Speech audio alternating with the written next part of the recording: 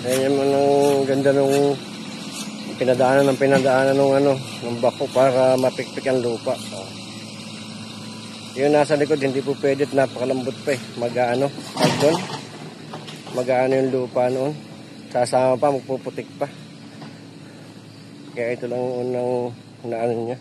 Pero pag yung kausap ko na siya dun sa susunod, pipilpilin na rin yun, pipikpikin ulit na rin yun pag mainit.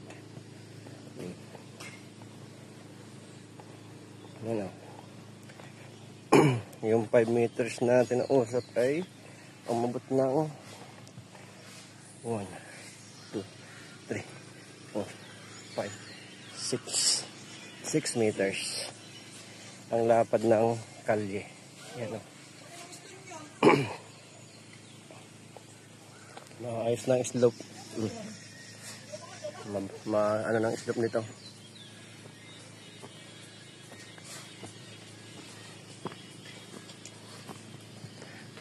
Yan.